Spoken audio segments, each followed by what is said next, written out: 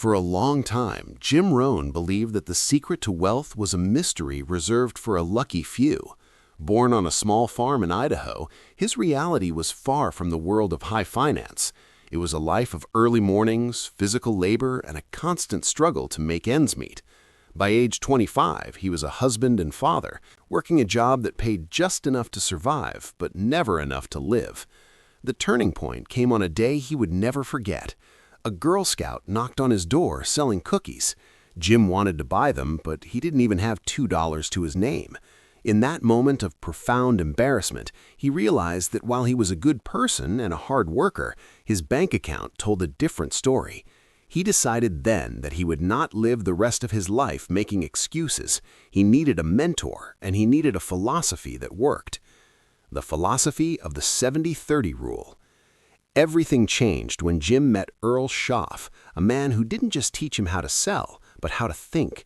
Schaff taught him that the rich don't just spend what is left after they save what is left after they spend. This led to the creation of the famous 70-30 rule, a discipline that serves as the foundation for financial independence. According to this rule, you must learn to live on 70% of your net income. The remaining 30% is divided into three crucial categories: 10% for charity, to give back to the community, 10% for active capital, to start a business or create profit, and 10% for passive investment, to prepare for the future. It wasn't about the amount of money, but the philosophy behind the distribution. Before we move on to the next part of this journey, I want to hear from you. Looking at your current financial habits, do you believe the 70-30 rule is something you could implement today, or does it seem impossible in our current economy?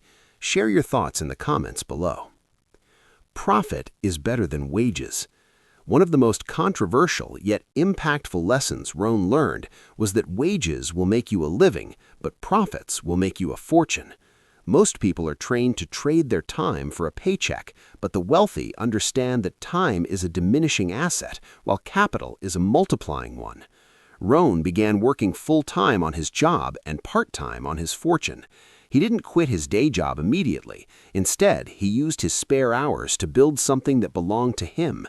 He often spoke about the thrill of saying, "I'm working on my fortune."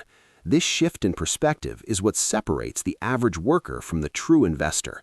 It requires a level of discipline and a willingness to be misunderstood by those who only seek the security of a monthly salary. I want to take a moment to sincerely thank you for staying with us until this point.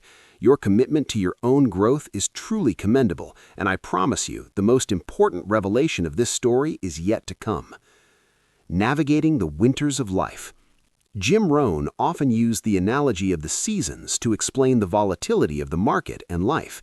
He taught that you cannot change the seasons, but you can change yourself. The winters of economic recession, personal loss, or professional failure are inevitable. However, the rich invest their time in the spring to plant the seeds of opportunity so they can survive the cold. Investing isn't just about putting money into stocks or real estate. It's about investing in your own education and skill set. Rohn famously said, "Don't wish it were easier, wish you were better." The controversy of the presidency or the high-stakes world of business often boils down to this: those who prepare for the winter are those who eventually own the summer. The legacy of a millionaire philosopher. By age 31, Jim Rohn had achieved his dream of becoming a millionaire, but he soon realized that the money was not the greatest reward. It was the person he had to become to earn it. He spent the rest of his life traveling the world, sharing the stage with presidents and industry leaders, proving that a farm boy from Idaho could redefine the rules of wealth. His life was a testament to the fact that personal development is the ultimate investment. He lived with intensity and nuance, facing both the joys of global recognition and the private burdens of a public life. Jim Rohn passed away, leaving a legacy that continues to guide millions, proving that the truth about wealth isn't found in a hidden bank account, but in the philosophy of the mind. Conclusion. These lessons of Jim Rohn remind us that wealth is not an accident. It is a choice made through daily discipline and a change in philosophy. Now, I want to ask you, which of these principles resonated with you the most? Is it the 70-30 rule or the idea of working part-time on your fortune? Let us know in the comments, as your perspective helps this community grow.